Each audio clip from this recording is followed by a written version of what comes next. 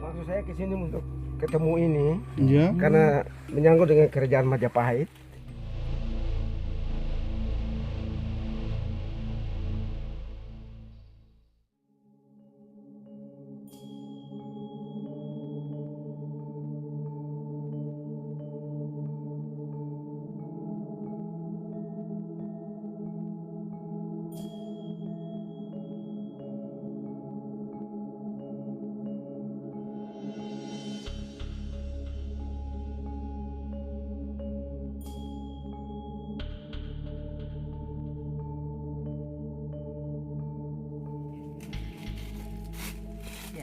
Saat ini kita melusukan di sebuah hutan jati yang penuh dengan buah-buahan eksotik. Di area ini selain buah-buah kedondong yang cukup banyak, juga banyak fosil-fosil.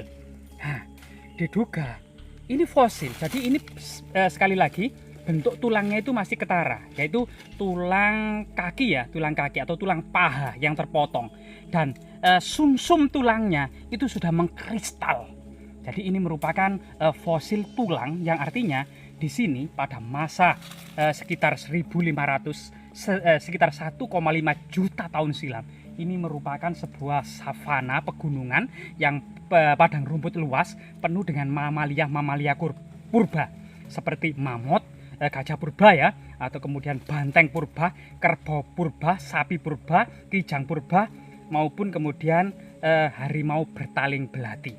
Namun merentang dari sejarah yang cukup panjang di sini, kita akan menemukan sebuah prasasti yang luar biasa tentang proses perkembangan ya peradaban Mataram kuno Jawa Tengah untuk kemudian memasuki peradaban di Jawa Timur. Mari kita teliti bersama-sama. Nah, ini kok rimbun. Jadi fosil-fosil ini kita taruh di tumpukan-tumpukan batu fosil ini ya. Kemungkinan ini juga fosil kerang purba yang sudah daging kerang yang sudah pecah-pecah ya, pecah. Nah, ini kelihatannya masih daging kerang. Nah, di sini sangat luar biasa sekali ya. Selain kemudian temuan prasasti, coba kita nanti bertanya kepada leluhur yang ada di sini tentang eksistensi sebuah prasasti. Nah, ini juga fosil. Ini dulunya itu sebuah daging, kemungkinan kerang purba yang membatu gitu ya. Jadi kelihatan ini fosil ya, berbeda dengan batu-batu yang lainnya. Jadi kita telusuri bersama-sama.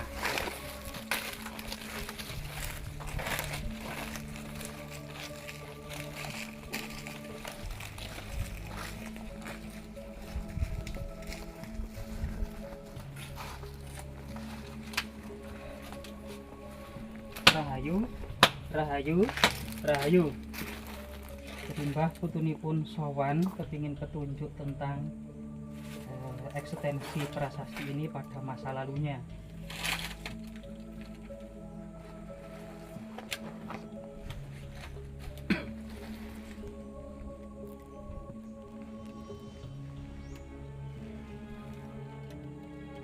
Ya.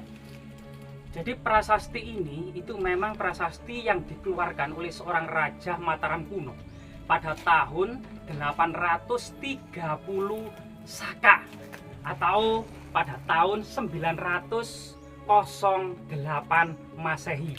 Yaitu tahun-tahun ini merupakan tahun masa pemerintahan Rakeh Watupuro Dia Balitung, atau dalam prasasti Jedong disebut juga Rakeh Garuda Muka. Jadi Rakeh Watupuro Dia Balitung ini seorang rakeh yang senantiasa kemudian memiliki visi misi tentang arti pentingnya Sungai Brantas pada masa depannya, terutama pelabuhan Ujung Galuh yang akan menopang perekonomian Jawa dalam menguasai peradaban dan perkembangan ekonomi Indonesia Timur. Termasuk kemudian Rakeh Balitung ini juga memiliki visi misi untuk menyatukan Pulau Bali ke dalam Jawa juga pada masa ini. Sehingga kemudian tidak hanya di desa desa mana ini namanya ya? Ya, Desa Bangle, Kecamatan Lengkong, Kabupaten Nganjuk, Jawa Timur ini tidak hanya di sini saja kita temukan prasasti-prasasti masa Dia Balitung yang ada di Jawa Timur, melainkan di Mojokerto, prasasti Jedong, maupun prasasti yang ada di Sidoarjo ya. Itu juga beberapa ada prasasti-prasasti di sekitar Sungai Brantas ini tentang kemudian yang dikeluarkan oleh Rakeh Watupuro Dia Balitung terutama di sini itu tahun 908 Masehi, Prasasti Jedong 1 atau di Mojokerto ini berarti 2 tahun ya setelah kemudian menguasai dan menyatukan wilayah Nganjuk ke dalam Mataram kuno, kemudian dilanjutkan ke Mojokerto, Gunung Penanggungan tahun 910 Masehi. Jadi prasasti ini juga memuat nama desa yang bernama nama Jambi. Nah, nama Jambi. Nah, kita ingat bahwasanya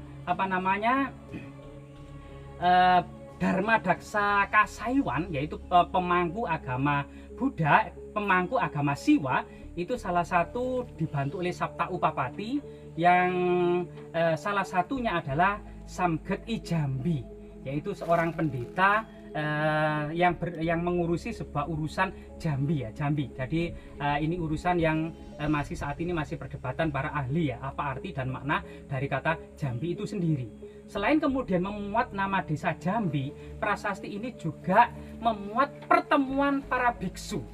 Jadi kita ingat, masih segar dalam ingatan kita ketika para pendeta dan para biksu ini berkumpul di Gunung Lejar untuk membahas masalah kemungkinan melakukan revolusi untuk kemudian menggulingkan kekuasaan Kertajaya Raja Kediri. Jadi kemudian di Jawa ini memang tidak terlepas dari kekuasaan para pendeta ya, para biksu untuk kemudian berkumpul di hutan-hutan membahas masalah eksistensi maupun perkembangan sebuah negara. Jadi prasasti ini cukup penting dan ini jauh dari perkampungan tetapi masih masuk wilayah Bangle, yaitu Desa Bangle, Kecamatan Lengkong, Kabupaten Nganjuk, Jawa Timur. Semoga kemudian prasasti ini ya bisa kemudian mengenang bagaimana kemudian arti pentingnya Jawa Timur dalam sebuah perekonomian internasional dan global yang luar biasa, terutama abad ke-10 dan ke-11.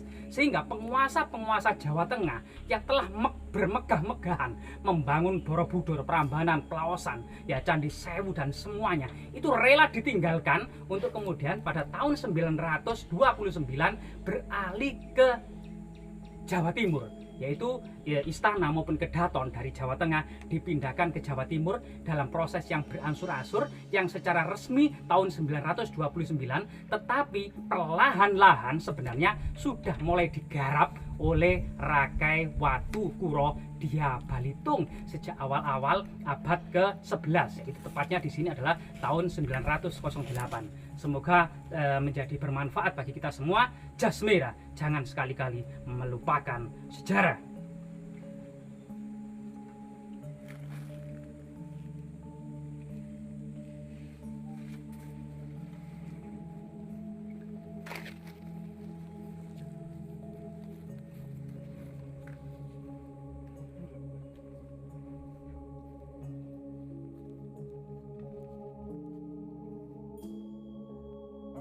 Ini dari Papua. Ini Barat. makanya kebesaran situs ini terkenal sampai di Papua. Loh, Jadi, Bapak ini dari Papua. Maksud saya ke sini untuk ketemu ini Ya. karena menyangkut dengan kerajaan Majapahit, itu sejarah Pati Gajah Mada itu. Iya, iya. Dengan siapa, Pak? Pak Ahmad Patiran. Pak Ahmad. Patiran. Patiran dari itu nama Papua. Papuanya. Marganya. Marganya. Marga. Oh, gitu. Iya. Apa antusias Bapak sampai ke sini begitu dan Begini, heran dengan Majapahit? bukan heran, tapi saya harus cari tahu manusia itu dari mana asalnya. Gitu, Pak ya. Ya. Oke. Ternyata kita ini semua saudara. Betul, betul. Kita saudara. Dari Sabang sampai Merauke ya. Bukan Sabang sama Merauke, dunia ini semua Dunia saudara. ini ya. Karena hanya turunan dari Adam sampai ke sini itu berarti kita semua satu keluarga. Iya. Tapi mungkin karena tempatnya mungkin di pulau ini, pulau ini, hanya kita tidak. Sudah berapa kali ke sini? Saya kalau ini baru pertama, Baru pertama. tapi sudah mulai dari tahun 72 saya sudah dari Sumatera. Melalang buana untuk lebih kenal lagi Iya. dengan sejarah Indonesia tentunya. Oke, oke. Pak, boleh kasih bocoran ini kalau sejarah dari Papua itu sendiri yang paling terkenal, tersohor itu apa, Pak? dari Papua? Ah, Kan kita ini buta begitu dengan pengetahuan yang ada di Papua. ah. Jadi sejarah, artinya manusia itu ternyata menurut sejarah cerita orang tua zaman dulu bahwa negeri Papua itu negeri manusia mulai keluar. Dan itu nyata. Dari Papua itulah mereka keluar ke Maluku, ke Makassar. Ternyata ada marga-marga itu ada di situ. Salah satunya marga Contoh marga Fuad. Dulu menteri ya. Fuad ya? Hah? Fuad. Iya. Tahu tuh menteri. Marga Fuad. Itu di sana punya marga. Terus di Arab. Negeri Arab itu ada kuda. Itu di Papua ada marga kuda. Dan masih banyak lagi. ada kesamaan-kesamaan marga. Maaf, tadi Bapak namanya Ahmad ya? Ya. Agama Muslim. Bapak Muslim berarti? Dari Papua. Dari Papua. Saya heran Pak, kok jauh-jauh sampai ke sini padahal kita aja yang Jawa Timur itu sangat kelelahan loh Pak, kok sampean bisa sampai sini, itu motivasinya seperti apa gitu loh Pak? Karena ingin Hmm. mencari saudaranya itu ada di mana. Hmm. Di Filipina juga saya akan pergi ke Filipina untuk cari di situ. Ada saudara kita ada di Filipina. Berarti Bapak ini penjelajah Nusantara Pak ya? Bisa dikatakan begitu. Dari Papua sampai ke Jawa Timur. Dari hari apa Pak ke sini Pak? Saya sebelum Lebaran, puasa saya sudah ke sini. sebelum Lebaran.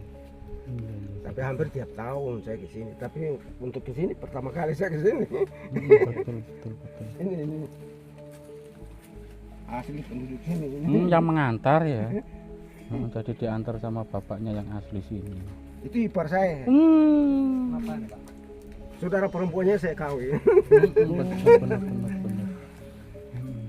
Oke Pak, terima kasih Pak ya. Terima kasih sama-sama.